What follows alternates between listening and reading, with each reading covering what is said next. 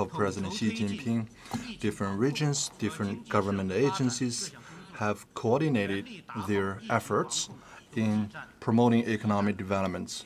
We tried our very best to win the battle against COVID-19. Driven by different policies and measures, we have accelerated the pace of work resumption, the order of production in different industries is now being stabilized, and with respect to agriculture production has been resumed. The total area for the plantation of winter wheat reached more than 300 million mu. As of the end of February, for spring wheat, it has a plantation area 0.3% larger than the same period last year. For seeds and fertilizers, we also have sufficient supplies. Second, industrial productivity has declined.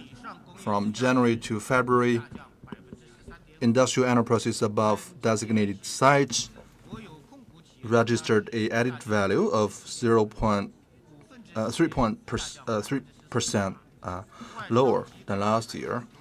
For stock listed companies, there is a decline of 4.2%. For private enterprises, there was a drop of 22%. For the mining industry, there was a decrease of 6.5%. For manufacturing industry, 15.7% of drop. And for gas and heat supply industry, there was a drop of 7%. And for medical supplies, there is a significant increase. For face masks and sanitizers, there is an increase of 175%. And for pork and instant noodle, there was an increase of 35 and 11% respectively. And for cell phones and smart wearable band and integrated circuits, they have generated a increase of more than 150%, 30% and 8.5% respectively. And for basic materials, there is a stable production. And for steel and glass, there is an increase of 3.1%, and the 2.2% increase respectively. For the PMI nationwide as of February the 25th. Business operation are being restored in an orderly manner. Number 3, services production declined, and the emerging service industry sustained development. In the first 2 months, the index of services production declined by 13% year-on-year.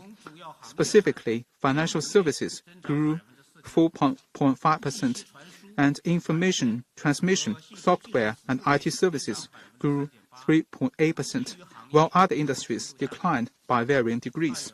In February, the business activity index for services was 30.1%. Specifically, the business activity index for financial services stood at 50.1%, continuing to remain within the expansion range.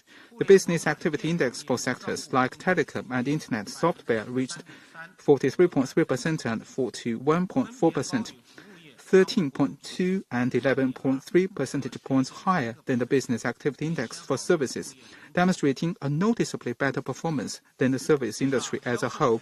Number 4, market sales dropped, and the sales of daily necessities and online retail sales of physical goods continued to grow. In the first 2 months, the total retail sales of consumer goods reached 5.213 trillion yuan, a year-on-year decline of 20.5%. Analyzed by different areas, the retail sales in urban areas reached 4.488 trillion yuan, down 20.7% year-on-year, and the retail sales in rural areas stood at 724.9 billion yuan, down 19%. Grouped by consumption patterns, the income of the catering industry was 419 billion yuan, down 43.1%, and the retail sales of goods were 4.7 trillion yuan, down 17.6%. The commodities closed closely related to people's lives, witnessed growth. The grain, oil, food, beverages, and traditional Chinese and Western medicine produced by businesses above the designated size grew 9.7%, 3.1%, and 0.2% respectively. In the first 2 months, the online retail sales reached 1.3 trillion yuan, down 3% year-on-year. Of the total, the online retail sales of physical goods stood at 1.1 trillion yuan, up 3%, accounting for 21.5% of the total retail sales of consumer goods, 5 percentage points higher than that of the same period last year. Number 5. Fixed asset investment decreased, and the decline of investment in high-tech industries and social sectors was less than the average.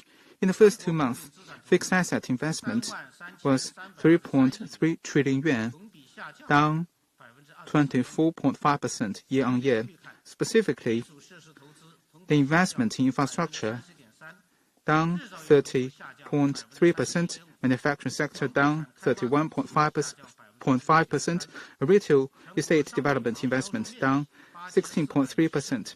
The floor space of commercial buildings sold reached 84.75 million square meters, down 39%. The total retail sales of commercial buildings were 820 billion yuan, down 35%. The investment in the primary industry was down 25%, that in the secondary industry down 28%, and that in the tertiary industry down 23%. The private investment reached 1.8 trillion yuan, down 26%. The investment in high-tech industries was down 17.9%, 6.6 percentage points lower than the decline of the total investment, of which the investment in high-tech manufacturing industries and high-tech service industries down 16% and 20% respectively. The investment in inspection and testing services and professional technical services grew 26% and 4%. The investment in social sectors declined by 20%, of which that in health sector down 11%, or 13 percentage points less than the decline of the total investment. Number 6, market prices was generally stable, and the growth of consumer prices and the producer prices for industrial products showed diverged development. Number 7, the surveyed unemployment rate rose, and employment for major labor force was generally steady. In the first 2 months, the newly increased employed people in urban areas numbered 1.08 million. In February, the urban surveyed unemployment rate was 6.2%, and that in 31 major cities was 5.7%. Specifically, the surveyed unemployment rate of the major labor force aged from 21 to 59 was 5.6%, or 0.6 percentage point lower than the urban surveyed unemployment rate, and that of people aged from 20 to 24 who received junior college education and above was 0.4 percentage point lower compared to January. The employees of enterprises worked averagely 40.2 hours per week, or 6.5 hours less than that of January. Number 8, deficit occurred in import and export, and trade structure continued to be optimized.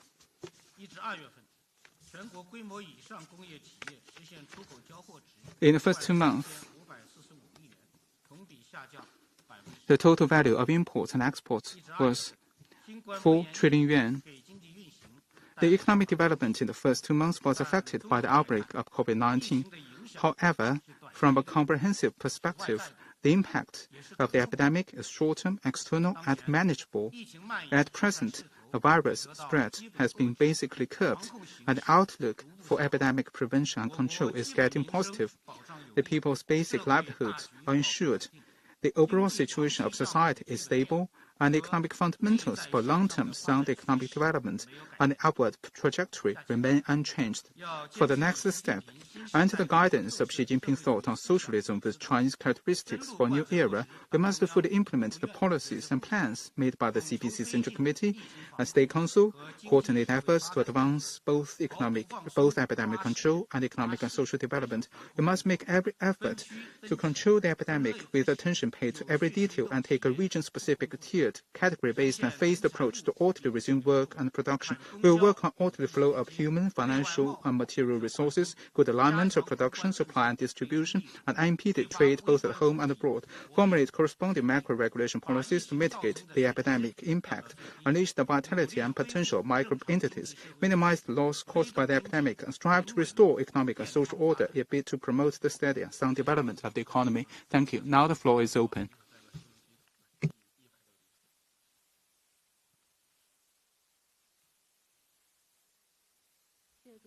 中央广播电视总台央视记者提问：社会上普遍预计1到2月份主要经济指标会有所回落，但从刚才发布的数据看，工业、投资和消费领域均出现了大幅下降，超出预期。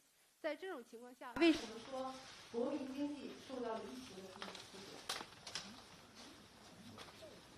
谢谢你的提问。刚才我发布了1到2月份主要经济运行的一些情况。指标的实际运行呢，可能跟我们市场有的预期比，还要不太完全吻合。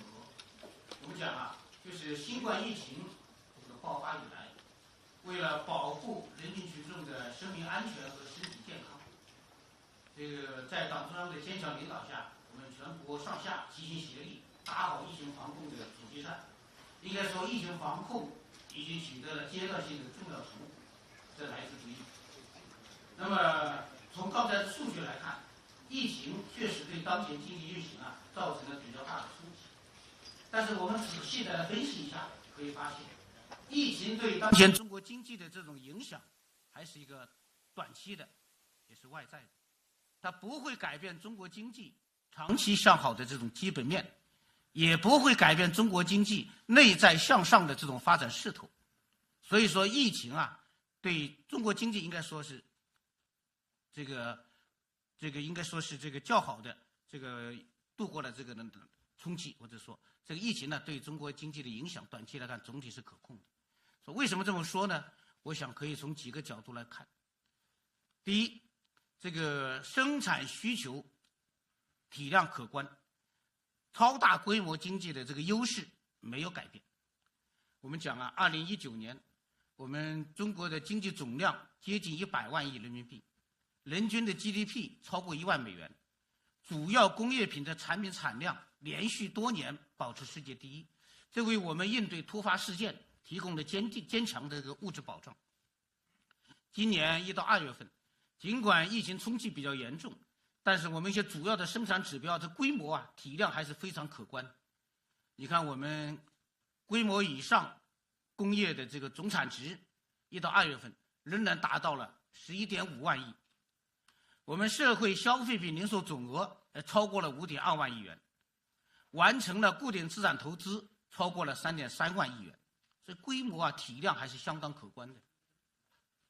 第二，基础工业和防疫物资保障有力，强大的经济发展韧性没有改变。那么我们讲疫情防控期间，关系国计民生的一些重要行业生产没有中断，保持正常的生产经营秩序。我们看一些行业还保持了比较好的增长。刚刚我们介绍了，你像1到2月份，从产品产量来看，乙烯的产量增长了5.6%，粗钢、生铁的产量增长了3.1%，10种有色金属产品的产量增长了2.2%。那么疫情防控期间，我们知道，那么对口罩防护服酒精等消毒用品，这需求是急剧的攀升。我们经过有序的调控，那么这些产品的产量的扩张，包括产能的扩张，在很短的时间内就得到了极大的提升，很好的满足了疫情防控的需要。你比如说口罩，我们从2月份的规上工业的数据来看，过去我们没有统计，是临时加进去的。那么从2月份来看，口罩的产量同比是增长了2.9倍。那么从有关部门2月29号的数据来看，我们发布的数据来看，口罩的日均的产量2月29号已经达到了1.16亿只，说明我们的这个强大的供给能力还是在的，是吧？基础产业还有包括我们医疗物资的供应。第三，这个生活必需品和公用事业品供应充足，供求关系总体平衡没有改变。这个疫情防控期间，14亿人的这个基本生活得到有效的保障。你看我们的一些消费品，这个总体还保持一个比较好的增长。比如说，我们看这个销售来看，这个肉禽蛋类市场销售是增长了37.8%，蔬菜类的增长呢是增长了17.1%。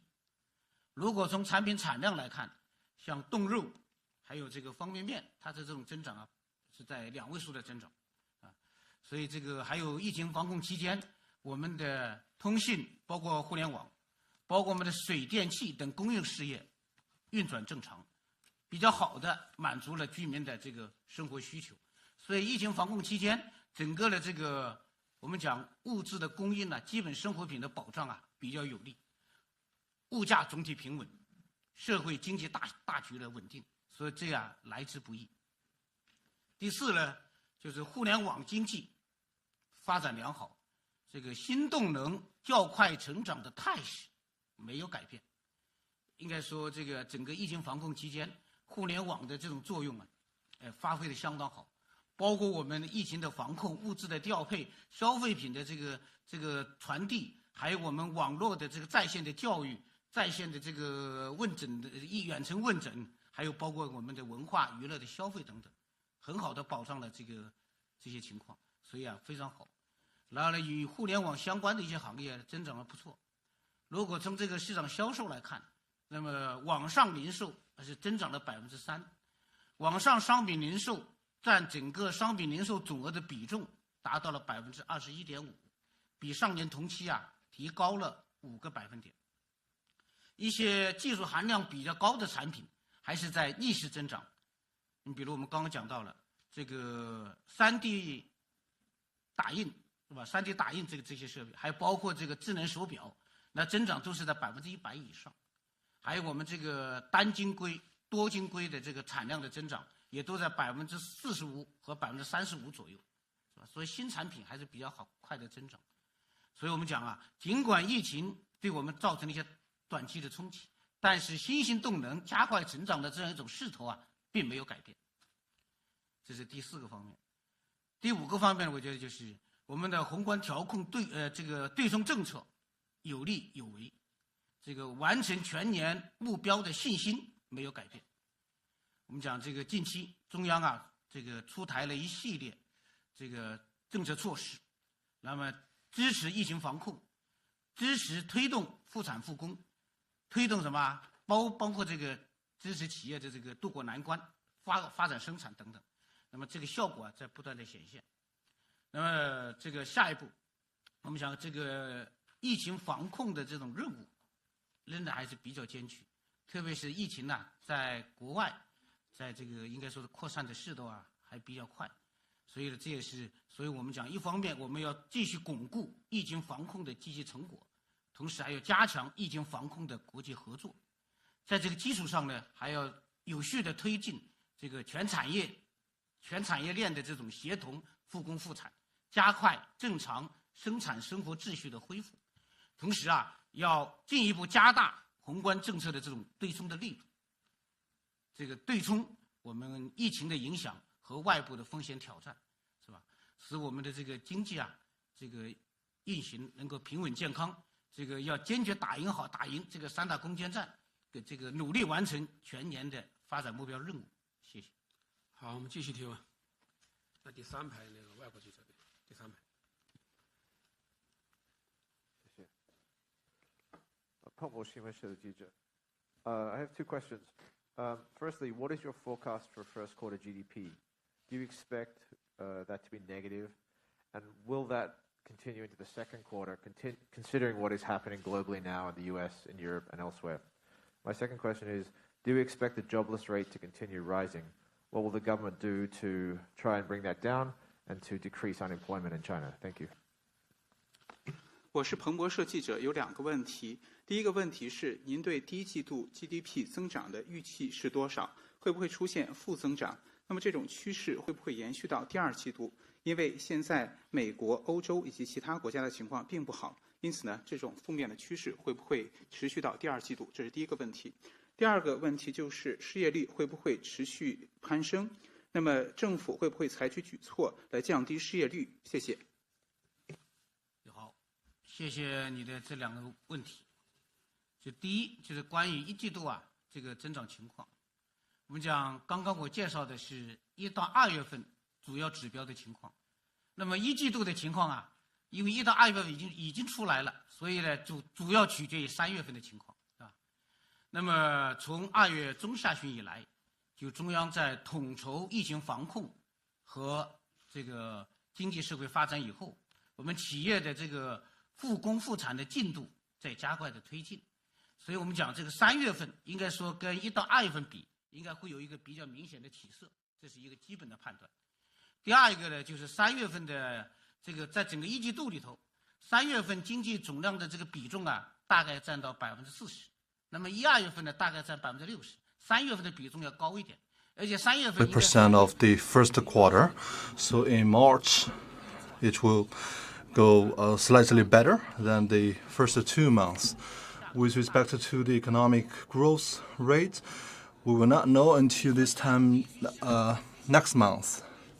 As for the trend going forward, our estimate is that with the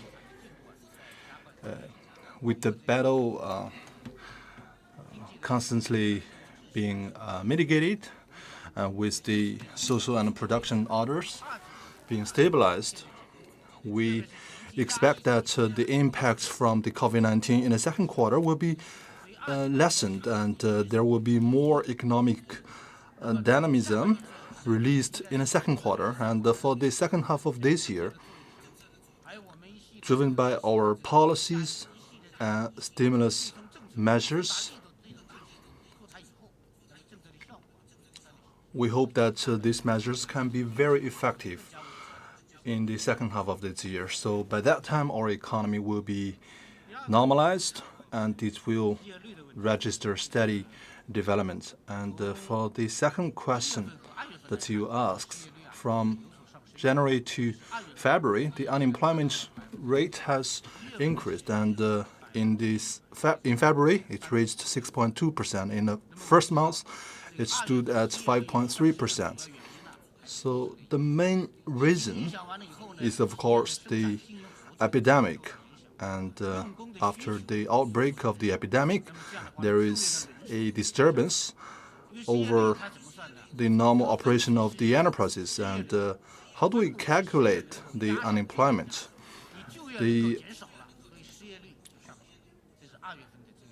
So when there is less people taking jobs, there will be a higher unemployment rate. So for the second month, we've seen an increase of the unemployment rate, but in some major regions, the overall situation has been very stable. For example, if we are talking about people aged between 25 to 59, the unemployment rate in February is 5.6%, which is 0.6% than the overall unemployment rate. And if we are talking about graduates, the unemployment rate is even less. It's 0.4% lower than the overall unemployment rate. In the next step, with production and social orders being stabilized and with more demand of jobs, the unemployment rate will go down. And this is a basic judgment because the production order of enterprises is being stabilized, and more enterprises resuming their production activities. So there will be a huge demand of labors, and with the economy picking up in the second quarter, the overall employment pressure will be mitigated. And we expect that at the second half of this year, unemployment rate will go down for sure. And from the policy perspective, We have always been talking about that employment is the most important livelihood project. There is a lot of attention attached to this job, and there are proactive fiscal policies and active employment policies. So we put these two policies together. This attests to the attention, to the importance that we have attached to employment. So in general, employment this year faces a lot of challenges. We still confront with some structural challenges, and on the one hand, there will be some macro control measures from the central government. We will stabilize the demand of enterprises, and we will try to stabilize our economic performance. And on the other hand, there will be more stimulus policies from the central government. This includes the government support for people who lost their job, and there will be more trainings, and we will also make better use of the employment fund, and we will also channel our support to college graduates and also to migrant workers. In addition to all this, we also support flexible employment. So with more effective policies, we have the confidence to maintain the overall stability of employment. Next question, please.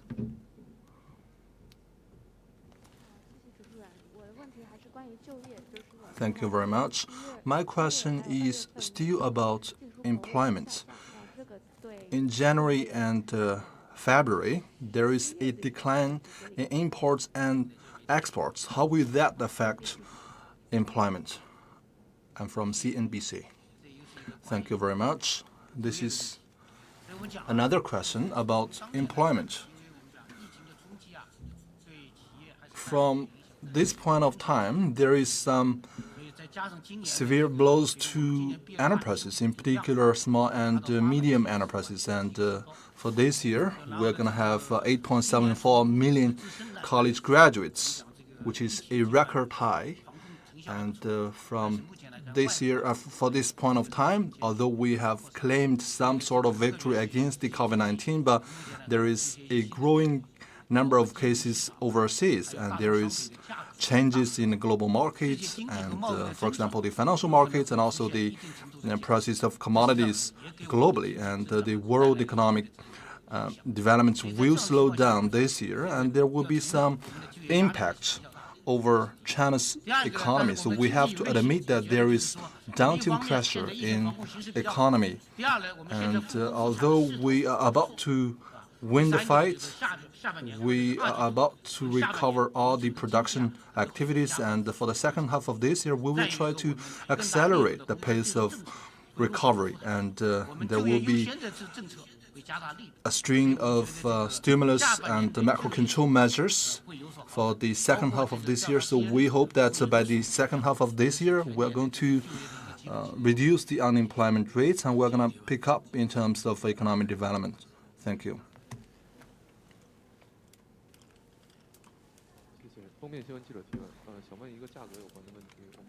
So my question is related to price, and the CPI in February stood at 5%, and according to the Central Bank of China, the monetary policy will be further loosened. Is that the case? With respect to commodity prices, from January to February, CPI stood at the level of more than 5%. So this is a fairly high level. But in February, the year-on-year CPI increase was 2%. So if we're talking about month to month, the growth rate reduced by 0.6% against January. So in general, for the first 2 months, there is a higher level of CPI, and this is mainly due to 3 reasons. First, food. So the high CPI is mainly caused by the growing price in food, and in particular pork. For pork, it has a price increase of 135.2% year-on-year. So this contributed a lot to the high level of CPI. The second reason is due to, of course, the epidemic. And during the epidemic, in order to win the fight against COVID-19, we have higher costs in terms of logistics. And the third reason is, of course, a combination of all this. Although we have a CPI of 5%, if we don't talk about food, then in February, the CPI increase is only 1%, which is 0.5% lower than the first month in terms of growth rate. So although we have a CPI that is very high, but this is mainly due to structural reasons. Secondly, for the next step, there is not the possibility of CPI continuing to expand. And because we talked about three factors. For food, last year, our grain output was at a historical high. And for this year, agricultural production stands at a very good shape, and we have a good inventory in terms of pork. And the pork price is going down, and starting from the second half of February, you can see that the pork price has decreased by 3.6%. And if we compare the first half of February and the second half of January, the price of pork also registered a decline. So also for the epidemic, with China claiming a victory against COVID-19, with logistics being normalized and with production being resumed, and there will be better conditions for those costs. And so if you look at the year round, we will have more drastic policies for price control and for adjustments. And so that is why if we're talking about this full year, it's not likely that the price will continue to increase, and it will very likely register a decline with the passage of time. And we also talk about the monetary policies, which you just mentioned. And due to the epidemic, due to those challenging situations, both domestically and globally, we are going to strengthen our policies. We will put in place moderate monetary policies, and we will guide the development of markets. We will increase real loans and credit support to the government. We do all this to increase the liquidity of the market so that we can further empower the development of enterprises. So we will not pump water onto the market and flood the market. So we will not see the price increase dramatically. And although we have a very high CPI level at present, but in general, looking into the future, it will not be the case for the whole year. Thank you.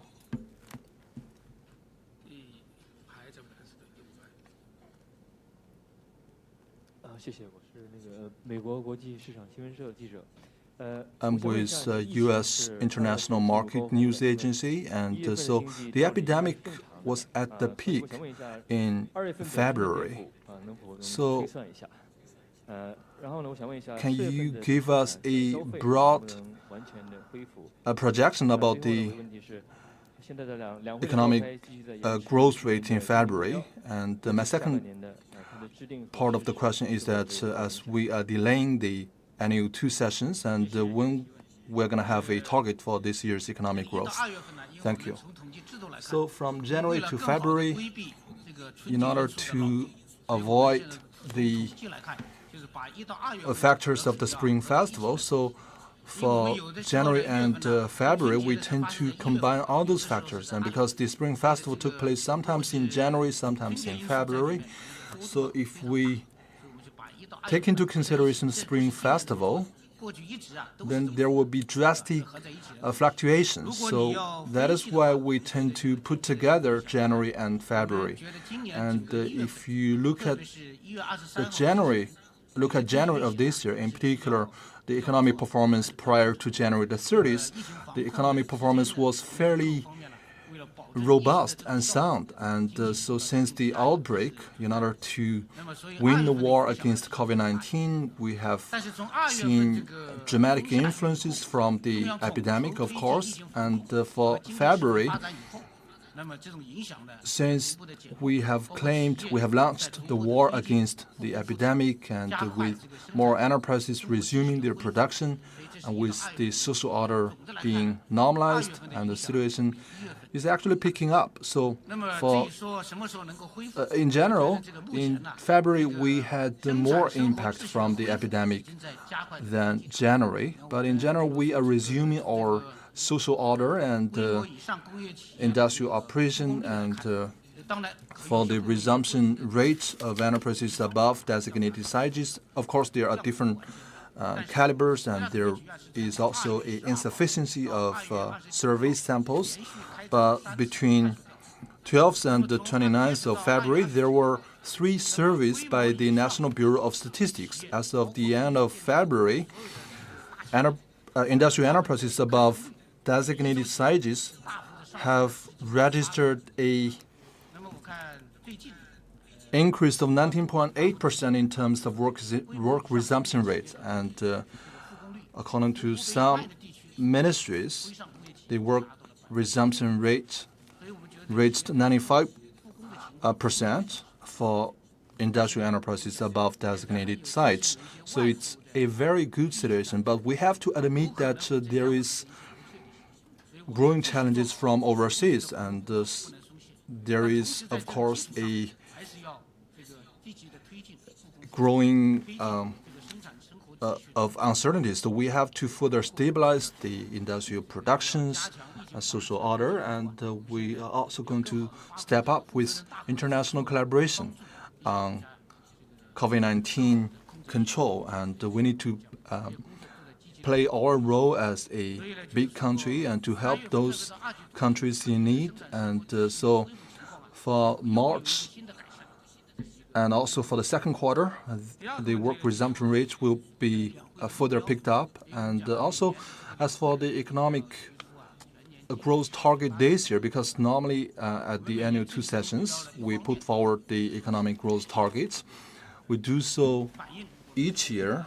On the one hand, we can reflect the needs of economic development, and second, we have to be objective, and we face the challenge from COVID-19 this year, but we will release more effective countermeasures so that we can minimize the impact from COVID-19 and achieve the target of our economy, of our economic growth. And we will also claim the victory against the 3 crucial battles, and we will alleviate poverty and finish that agenda.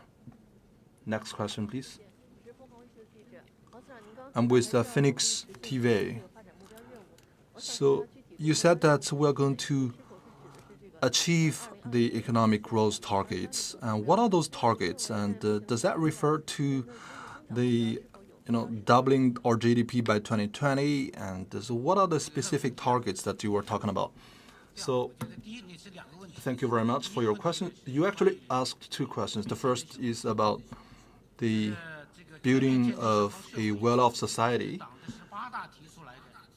Completing the building of the well-off society is the first centenary goal of the Communist Party of China, which was made at the 18th National Congress of the Communist Party. But this is a broad concept, and my own understanding is that at present we have to focus on 2 priorities. The first is to win the war against COVID-19, and there is an important guideline made by President Xi Jinping, and we have to guarantee that the remaining 5 million people can be alleviated out of poverty. So this is one very important target. And secondly, we have to consolidate the results of the fight against COVID-19. And on this basis, we have to accelerate the resumption of industrial operations so that our economy can get back on a normal trajectory. And this involves all the financial and fiscal and monetary policies, and they have to be aligned with our economic development targets. As for the specific targets of economic growth, we have to look at the annual 2 sessions, and once we have the targets, we will follow the targets and achieve it. Thank you. Next question, please. I'm with China Global Television Network, and the total sales of property is going down, and the property price is also going down. And how do you comment on this, and how will that affect our national economy? Thank you. With respect to the housing market, we have very clear positioning of our policies, and houses are for people to live instead of for people to speculate. So over the years, we have been improving our macro control measures on the property market. We have different policies at different cities, and we have to follow through the guidelines from the central government, and we have to make sure that different localities are held accountable for their property markets. And we have been stabilizing expectations, stabilizing the property price, and this has been going on for quite some years. And also, we have to strive to high-quality development, and we do not regard the property market as our stimulus policy for economic development. And also for investments, we have a wide range of areas for investments, and our investment can go into manufacturing, can go to infrastructure and other sectors. So there is a wide range of options. And so in the next step, we're going to strengthen our policy support. And we have some proposals, for example, improving and upgrading our consumption. And we also have the plans to increase effective investments. And this means investments into some weak links, for example, industrial upgrading, and also supplementing public services and emergency sectors. So there is a wide range of options for our investment. So on the one hand, we will increase effective investments, and also we are going to dramatically expand the upgrading of consumption. And so by doing so, we can guarantee sound economic performance of the year. Thank you.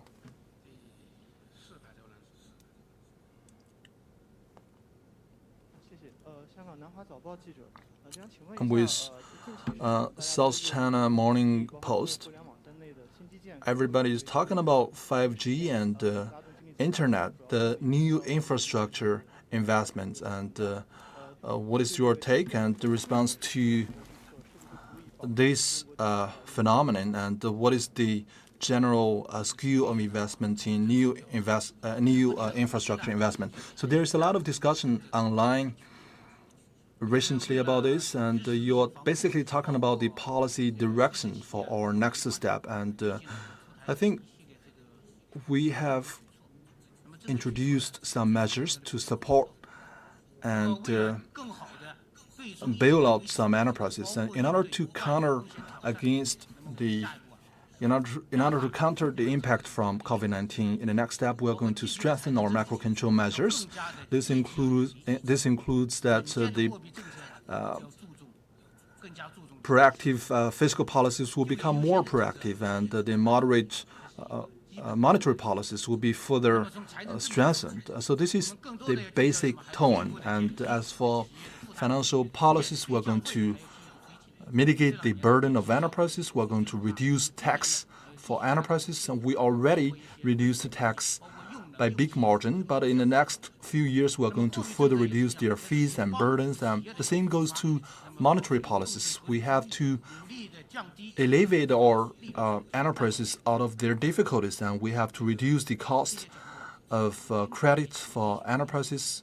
We need to adopt a number of targeted measures for our enterprises. And for investments, we have to expand our domestic consumption, and this goes to ordinary consumption and also our investment. And these are the two wheels, and we have to focus equally on both. And domestic consumption is the main driver, but we also need to stabilize our external demand. And for investment, as I just shared, there is a wide range of options, and we can channel our investment to weak links, and we can also channel our investment to high-tech and also to public services. So those are the areas of focus for our next efforts, and we have to focus on some key areas, and we believe that this can further leverage the dynamism. We can, leverage the vitality of the market through all those policies. And we also need to further expand opening up and reform. We have to consolidate the overall landscape of foreign trade and foreign investment in China. We have to unleash more potential in this sector. So our step in terms of opening up and reform will be maintained consistent. We will stabilize foreign demand and also improve domestic consumption. And for investments, we will mainly focus on those weak links, on industrial upgrading, on improving our capacity in supply, and also on supplementing public policies. Last two questions, please.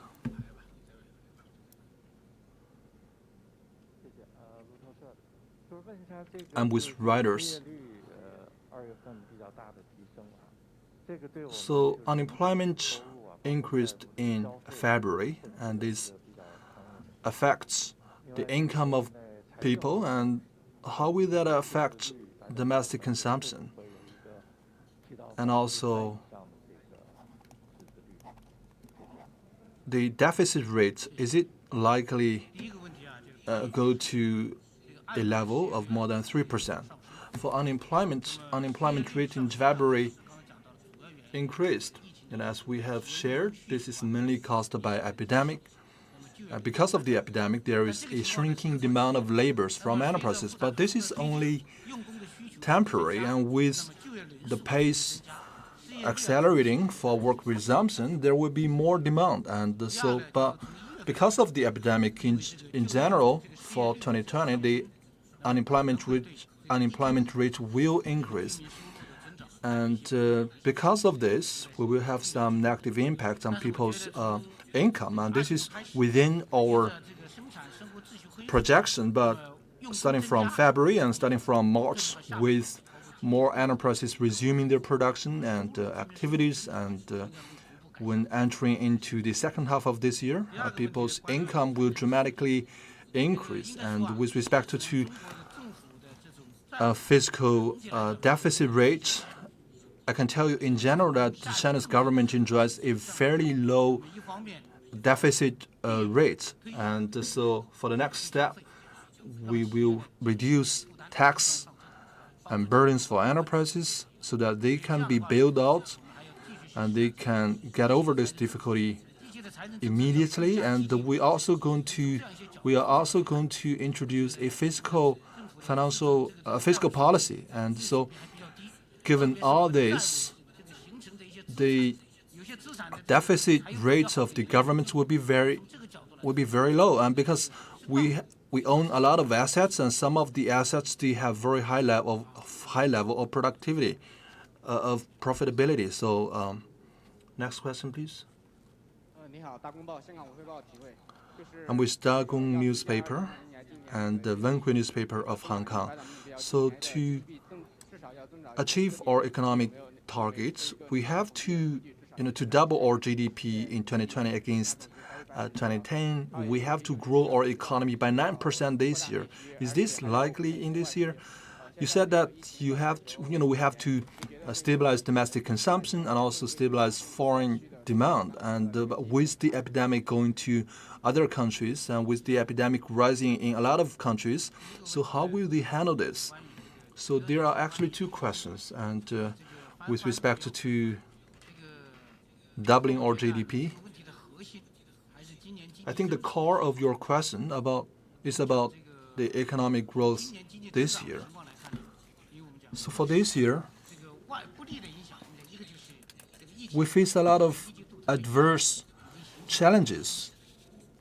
And in January and February, there is already heavy blows, and there is also changing conditions in overseas. For example, there is drastic fluctuation on global markets, on the price of commodities. But there are some favorable conditions as well. Number one being that we are claiming a victory against of the war against COVID-19 here domestically, and work resumption is picking up here in China. And the third favorable condition is that we have a lot of potentials for our economy, and with the passage of time, this potential will be further released. So if we can claim the victory against COVID-19, I believe we have very positive prospect to expect for the economic growth this year. And with more drastic countermeasures introduced, so there will be very good results in the second half of this year. So that's why I remain optimistic about our economy in this year. The second question is about how will the epidemic affect our foreign trade.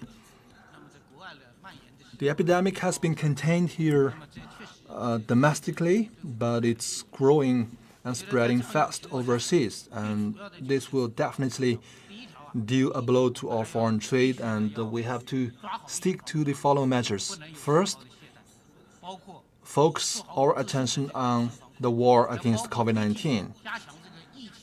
And this includes promoting international cooperation in epidemic control, because we already have the experience and we have to shoulder our responsibility as a big country. And second, the global economy faces some difficulties, and we believe that now is the time to abandon some unreasonable barriers and obstacles so that the global economy can stand against the challenge, so that we can bring back the global economy to a normal trajectory. So this is the end of today's press release. Thank you all.